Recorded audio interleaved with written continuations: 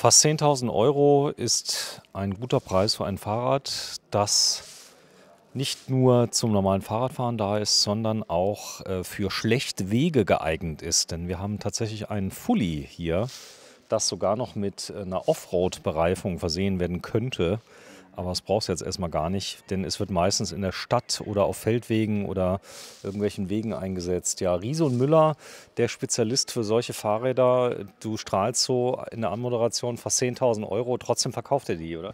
Ja, es hört sich komisch an, ist aber so. Also, ja, nee, es ist halt das beste Lastenrad, was es momentan so gibt auf dem Markt oder Planeten, wie man es sagen will, weil es ist ein vollgefedertes Rad, wo vorne richtig viel reingeht. Also da können wir bis zu 3 Kinder äh, unterbringen. Haben schon das neue Bosch E-Bike System 3 mit Nochmal dem. 3 Kinder, also hinten eins und vorne zwei, oder wie? Nee, vorne schon kann man 3 kleine Kinder. Hinten könntest du sogar noch eins. Also könnte ich quasi mit 5 Leuten damit fahren. Lustig. Machen das Leute? Es ist nicht, dass ich jetzt wüsste, aber mit dem Kindersitz hinten, weiß nicht, geht ein Kindersitz hinten drauf? Ja, klar. Ja. So, du bist der Lucien, du bist der Tobi. Tobi, da kriegt man schon Angst, wenn man hier so ein Fahrrad bestellt und legt sich die auf Lager. Ihr habt aber nicht nur eins auf Lager, ihr habt viele da, denn ihr seid einer der Händler in Deutschland, die die meisten Lastenräder, glaube ich, sogar vorrätig haben. Die Farbe, du hast sie eben mit einer speziellen Bezeichnung benannt, die ich jetzt nicht nennen möchte. Ich nenne es einfach ein modernes Braun. Wie nennt man die Farbe? Das ist Peanut Butter, also Erdnussbutter. Andere Assoziationen könnten sich aufdrängen, aber ich finde es eigentlich ganz schick. Ja, ich finde die Farbe ziemlich cool. Also die ist matt, sie ist so Peanut-mäßig, aber lass uns nicht nur über die Farben reden. Das ist ein richtiges Fully. Aber der Gepäckträger ist feststehend.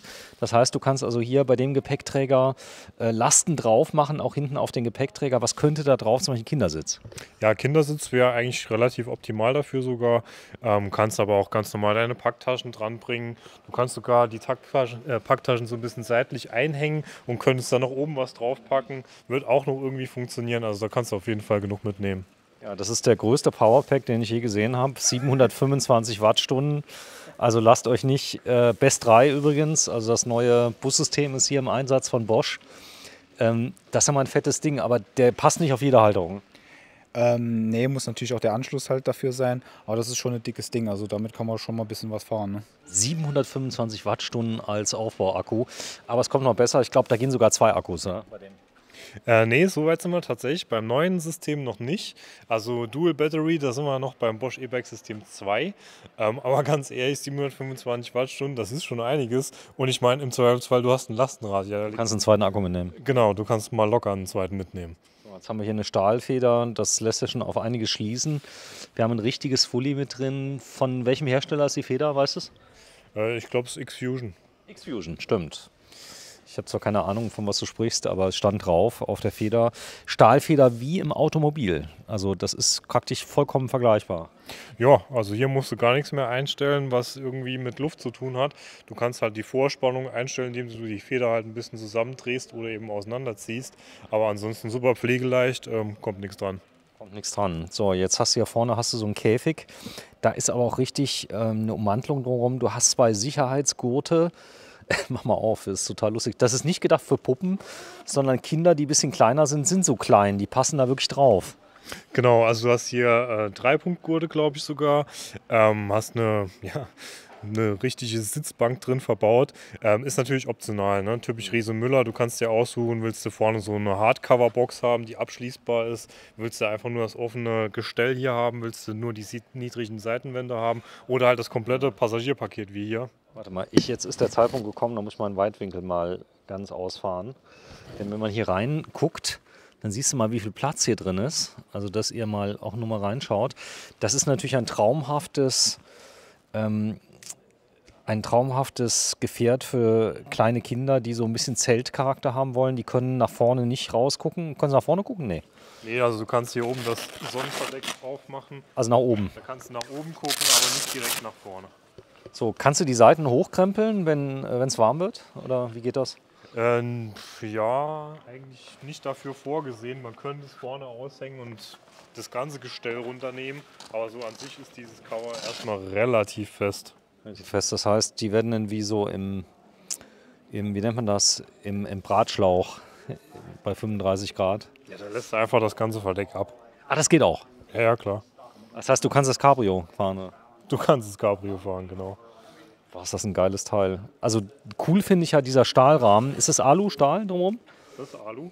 Da sehen wir es gerade. Also wenn es hier drin zu warm werden sollte, du könntest hier zum Beispiel das hochkrempeln und dann kommt auch wieder ein bisschen Luft durch. Du, die Leute fragen. Die fragen hier, wie ist das jetzt? Bei 35 Grad kannst du alles abnehmen. Aber cool ist beim Regen, das heißt, du kannst das Cover abnehmen und kannst auch wieder drauf machen. Das geht ruckzuck. Denn es ist unten hier nur eingehangen über so Schnellspanner. Wenn du es mal ganz runter nimmst, das geht wahrscheinlich ganz schnell, da unten das Rote mal ziehst, guck mal hier, siehst du da? Guck mich alle fragend an, was will der jetzt? Ja, einmal kurz, dass man mal sieht, wie schnell das geht. Weil bei 10.000 Euro haben wir mal die 5 Sekunden. So wäre es dann halt, ja. So wäre es dann. So, das ist übrigens auch das Einsteigemaß. So, also ein paar Sekunden, dann ist es offen. Und interessanterweise, da ist eine kleine Feder drin, das klappt so richtig hoch beim Einsteigen. Gell? Genau, das klappt richtig hoch. Und wenn du es jetzt halt ganz abmontieren willst, musst du natürlich das Gestänge dann rausnehmen. Aber ich glaube, das lassen wir jetzt mal drin. Ja, das lassen wir drin. Sehr schön. Hier vorne wäre Sitz Nummer 3. Jetzt sieht man es ganz gut. Das heißt, ein Kind ist gegen die Fahrtrichtung. Genau, also da wäre jetzt dann der dritte Sitz optional noch am Fußende sozusagen. Ja, da müssen die Kinder, aber was ist denn jetzt, wenn die größer werden? Gibt es noch ein größeres Riese und Müller? Oder ein 3 Erwachsene? Nee, ich glaube, hier ist dann langsam Ende. Irgendwann muss dann auch mal das eigene Rad her. Ja, die haben jetzt in Thailand ja auch ein Lastenrad. Die nennen sich Tuk-Tuk. Und nee, gibt es noch nicht. Aber das geht so ein bisschen in die Richtung für Kinder, die hochfahren. Aber allzu alt dürfen die jetzt auch nicht sein. Also das sind eher Kleinkinder, ne? Ja, ist schon für die Kleineren gedacht. Das ist schon richtig. So, Bremse, da hast du eben nachgeguckt. Ein neues Mitglied der Fahrradzubehörbranche. Ja, nicht wirklich neu. Also wir haben THP-Bremsen, 4 Kolben natürlich. Wir haben ja ein Lastenrad, also 4 Kolben vorne wie hinten. Und ich habe vorhin geguckt, sind die 2.3 drauf, also auch mit den dicken Bremsscheiben. Das ist dann schon eigentlich für einen sportlichen Bereich mal entwickelt worden, aber beim Lastenrad natürlich auch gut aufgehoben. Ja, dicke Reifen, Ballonreifen plus Bereifung. Da gibt es jetzt sogar stollige Bereifung. Würde die passen? Stollige Bereifung würde passen, ist auch möglich, das Rad direkt als GX-Version zu konfigurieren, also halt mit Stollenreifen. So, Supernova eingebaut. Wir holen es mal weg. Auto kommt. Denn da sieht man auch mal, man hat einen zentralen Ständer, der auch wirklich steht wie ein Hauptständer vom Motorrad. Das sieht man eigentlich jetzt hier ganz gut. Das heißt, du klappst ihn runter. Zeig mal, wie geht der raus? Einfach Fuß dran und dann ziehen. und zurückziehen und dann hast du es aufgebockt. Steht wunderbar. Steht wunderbar. So, und da kommt's. Man kann es ja auch benutzen zum Einkaufen. Das machen auch viele. Das heißt also, du kannst damit zum Möbelhaus fahren, dann Schrank mitnehmen. Ja, ich glaube, da wirst du schon 2 Nachtschränkchen mit reinbekommen. Wäre mit Sicherheit drin. Nee, also wird oft zum Einkaufen benutzt, gerade so in der Stadt. Eigentlich ziemlich cool, weil du bist tatsächlich oft schneller als im Auto. Ist das ein blödes Fahrgefühl, weil das Vorderrad ja nicht direkt vorne anfängt, sondern einen Meter weiter vorne? Nee, es ist kurz ein bisschen ungewohnt. Du darfst halt nicht den Fehler machen und quasi so vor dich runter gucken. Dann wirst du vielleicht ein bisschen unsicher. Einfach geradeaus gucken und losfahren. Und dann fühlt es sich tatsächlich ganz natürlich an. Was du halt hast, du hast einen größeren Wendekreis. Das bleibt nicht aus. Ja, ein großer Wendekreis musste ein. Ich habe gerade eben gesehen, ein Kollege musste dann vor und zurück tatsächlich. Aber in der Praxis, wenn man sich mal dran gewöhnt hat, dann läuft es ganz gut. Der Motor, ist das ein CX in der XL-Version? Genau, das ist der Bosch Cargo Line, 4. Generation. Das ist der starke CX mit mehr Übersetzungsbandbreite. Das heißt, mit Unterstützungs-Backup. Genau, der hat halt anstelle 340%, wo er da unterstützt, gibt er 400%. So, was haben wir für eine Schaltung? Eine MViolo ist drin. Ja, genau. Jetzt ist hier vorne auch noch ein spezieller Vorbau, der sich schnell verstellen lässt. Genau, da machst du hier oben auf. Ne? Und dann kann sich die Fahrerin oder der Fahrer entscheiden, wie nah das Cockpit kommen soll. Ne? Entweder noch ein bisschen vor oder ein bisschen weiter zurück. Ne? Und dann rastet das hier so ein. Dann kann man noch ein bisschen entspannter fahren. Ne? Und das Ja, dann halt ganze werkzeuglos, das ist das Spannende, denn ein solches Fahrrad wird in der Regel auch von vielen Personen benutzt. Zum Beispiel im Werkverkehr könnte man es benutzen auch. Ja, gibt es tatsächlich auch immer öfter. Gerade so Handwerksbetriebe haben öfter mal Lastenräder. Natürlich dann halt mit dem Kinderfahrdeck, wo dann der Azubi rein muss. sondern eher halt mit der Hardcover-Box vorne fürs Werkzeug. Ja, kennt man ja so als Brötchenauto. Gibt ja so einen Hersteller aus den Niederlanden, der baut ja auch so Dinger, die heißen auch so ähnlich. Aber das, ja, ziemlich cool.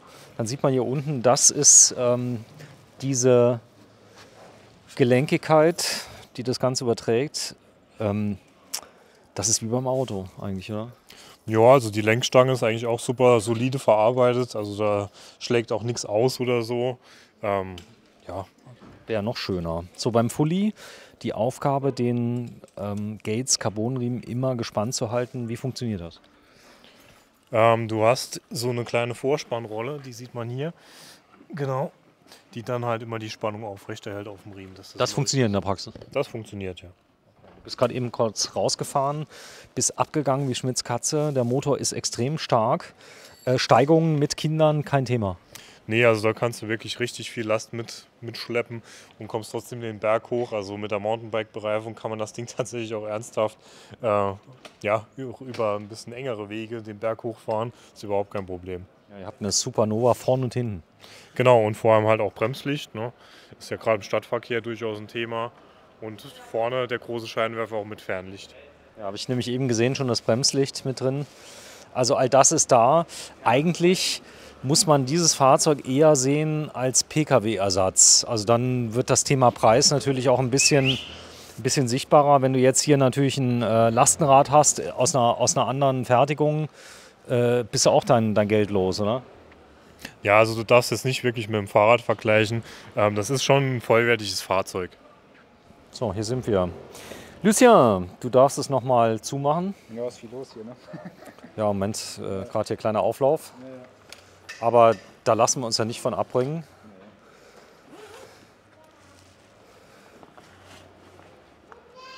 So, jetzt reingesteckt. Sag mal, meine Frage, ist das mittlerweile schon so ein kleines Statussymbol für Leute, die mal zeigen wollen, dass sie hier 10.000 € haben? Also bei uns hätte ich es jetzt noch nicht bemerkt, aber wenn ich so in größeren Städten unterwegs bin, ich kann es mir schon fast vorstellen, ja. Ja, es gab ja immer diesen Kinderwagen, der also oft geklaut wurde im Eingang, Bäckerbu oder wie der hieß. Ich komme jetzt nicht auf den Namen. Aber das ist so, wer so ein bisschen was auf sich zählt jetzt in Düsseldorf, der kauft sich einen so einen Müller für 10 Kilo. Langfristig gesehen, du hast einmal den Invest und dann über die Jahre gesehen sparst du dir halt das Geld für Versicherung, Steuer, den Sprit und den ganzen Verschleiß, weil ein Auto, sind wir ehrlich, kostet schon seine 200-300 € Unterhalt im Monat. Und wenn du das mal so holst, das sind halt 4.000. Du musst das realistisch sehen. Also heute ein Audi kostet 70.000 €, da nimmst du halt einen für 60, holst dir noch ein Lastenrad dazu. Meist sind es ja auch Unternehmer, die das Ganze hier als Unternehmerbike nehmen. Es gibt Zuschüsse, die sind sogar ganz heftig. Also im Saarland glaube ich 2.500 € für so ein Rad dazu. Und man muss nur ein bisschen die Vorwegnahme von einwenden. Du kannst schon Leute verstehen, die sagen, für 10.000 € kaufst du lieber ein Auto, oder? Ja, klar. Also es darf natürlich nicht passieren, dass du dir das Ding anschaffst und dann stehst du nur rum. Also du musst halt schon wissen, okay, das Ding wird tatsächlich auch im Alltag benutzt. Dann macht es absolut Sinn. Aber einfach nur, um in den Keller zu stellen, klar.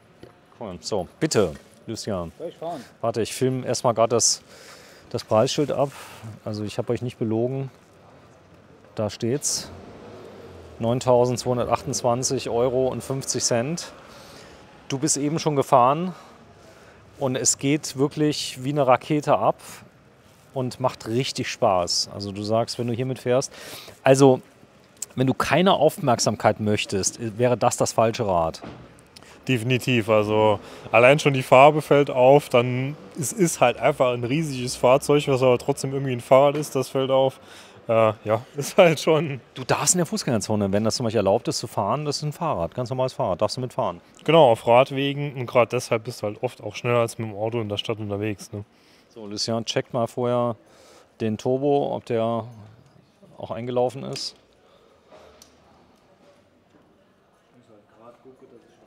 Was machst du? Sag nochmal. Irgendwie das mir so einstellen, dass ich das vom Display sehe, sonst ist es. Was ist da für ein Display drauf? Das neue Kiox 300 kann ich ganz einfach abnehmen, ne, und kann mir ein anderes drauf machen. Also. Werden ja in nächster Zeit viele Displays kommen noch. Ne? Es gibt ja Intuvi 100, Kiox 300 und da kann man ja, wenn man ein bisschen nachdenkt, auch sich ein bisschen vorstellen, was da noch kommen wird. Ne? Also Bremslicht mit drin. So, dann bitteschön, fahr mal. Ja. Aber nicht zurücksetzen. Fahr jetzt mal so, dass du in einem Zug hier um die Ecke kommst. Er fährt ums Schild drumherum, dreht sich. Ich habe halt das 75er auch hier und ich fahre normalerweise eigentlich nur mit dem 60er. Ne? Ich weiß gar nicht, was er will. Was ist 65, 70? Da geht es um die Größe. Also das Load gibt es in 2 Ausführungen und hier haben wir halt quasi die Riesenversion. Es gibt es noch kürzer. Es gibt es noch ein Stückchen kürzer und da ist es auch ein bisschen manövrierbarer. Aber er kommt tatsächlich gut um die Kurven rum. Also man sieht schon, er ist es gewohnt. Ich habe gar nichts gesehen. Also jetzt ist er irgendwie weg. Ihr habt eine coole Rennstrecke hier.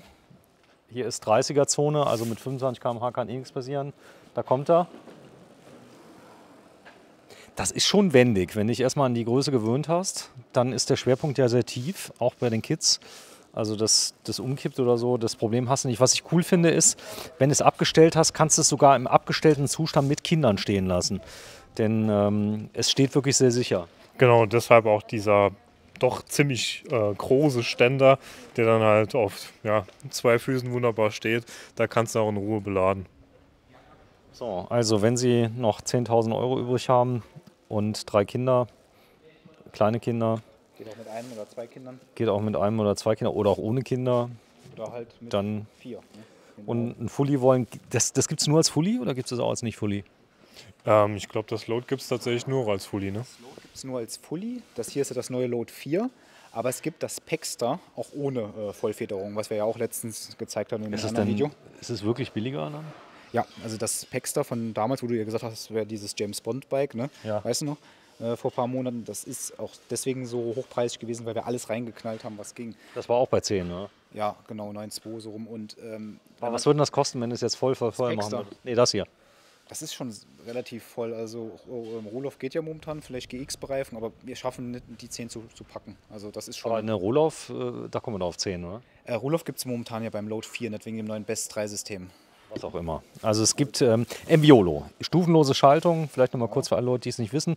Rohloff ist so ein richtiges Getriebe, das geht aber im Moment noch nicht wegen Best 3. Also da sind die, glaube ich, irgendwas am Überlegen, wie es dann geht und das Ganze abzustimmen. Aber du sagst, Riese und Müller, das wird in Deutschland gefertigt oder ist der Rahmen auch aus China? Der Rahmen ist tatsächlich aus Portugal mittlerweile. Ursprünglich wurden die auch in Fernost gefertigt, also nicht China, sondern eher Taiwan, aber mittlerweile in Portugal. Also das mal jetzt doch. Ist das besser? Man sagt ja. Okay. So, da stehen wir. Also liebe Leute von Riese und Müller, coole Farbe. Also nochmal Name der Farbe? Peanut Butter Brown. Die Abteilung ist wahrscheinlich wie in der Bild-Zeitung, die sich immer die Headlines ausdenken, denken sie sich bei Riese und Müller die Farben aus. Also Peanut Butter Brown passt aber eigentlich, oder? Ja, es sieht tatsächlich aus wie Erdnussbutter.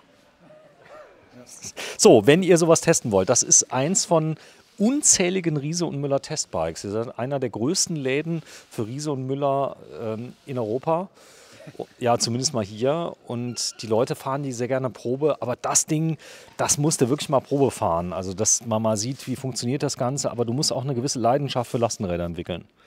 Also ich glaube, die kommt sogar relativ schnell von alleine, weil man denkt sich so, oh, das lange Ding soll ich jetzt Probe fahren, jeder guckt zu. Aber wenn man mal losgefahren ist, es geht tatsächlich relativ einfach. Probefahren ist halt hier wirklich entspannt, weil hier ist ruhig, 6 km/h. Wendehammer, also Einbahnstraße, das geht schon. Also hier kann man schon mal eine leichte Steigung hochfahren. Und sollte man auf jeden Fall auch machen, weil nicht für jeden ist sowas gedacht, weil das hier ist ja das Load 475, das heißt relativ lang vorne. Gibt es auch als 60er-Version, da geht es nochmal ein bisschen vom Fahren. Und zu dem Paxter noch von eben, ne, wenn du das halt nicht mit der Vollfederung machst, da ist das schon mal ein paar tausend Euro günstiger. Ne? Also, wenn ihr einen Riese und Müller wollt, wendet euch vertrauensvoll zu Konrad, der Fahrradladen in Kaiserslautern, das Ganze in der Glockenstraße Nummer 4. Da kommt auch gerade noch ein Riese und Müller. Ihr habt ja viele schon laufen hier. Ihr habt schon lange Riese und Müller. Ja, von Anfang an eigentlich. Was ist denn von Anfang? 30 Jahre, oder? Seit diesem Jahr 30 Jahre, genau. 30 Jahre Riese und Müller. Dieses Jahr 30 Jahre geboren, genau. Nächstes Jahr haben wir es dann auch 30 Jahre, ja. Weil wir gibt es ja seit 29 Jahren jetzt. Sehr schön. Ja, da sind wir. Und danke fürs Einschalten. Das Ganze gibt es hier. Komm, ihr habt ja diesen Mercedes-Benz so geparkt, dass ich ihn fast filmen muss. Öffnungszeiten sind montags bis freitags von 10 bis 18 Uhr und samstags 10 bis 15 Uhr. Habt ihr euch aber auch verdient, denn das hier ist zum Beispiel ein Auto, da würde jetzt sogar das Lastenrad reinpacken. Ihr liefert die auch aus. Genau, wir liefern die aus. Wir holen bei unseren Kunden auch die Räder mal ab, wenn sie nicht momentan heben können oder keinen Fahrradträger haben. Ist aber auch ein Fahrzeug für die Mannschaft. Das heißt, wenn wir mal auf eine Schulung fahren, Fox ist bei uns hier zwar ums Eck direkt, da sind wir eine halbe Stunde, aber wenn wir zu Bosch fahren, wenn wir zu den Herstellern fahren, wir müssen ja im Jahr zu 20 Terminen fahren, wo wir dann nach Norddeutschland fahren, dahin dienen und hierhin. Ja, und da hast du gedacht, statt einem Hyundai H1 holen wir uns einen. Das war schon wieder jetzt ein bisschen spät, auf den bin ich jetzt noch nicht gekommen. Gott. Aber wir haben ja Hyundai auch so, von daher. Tschö. Nee, aber ja. Ciao.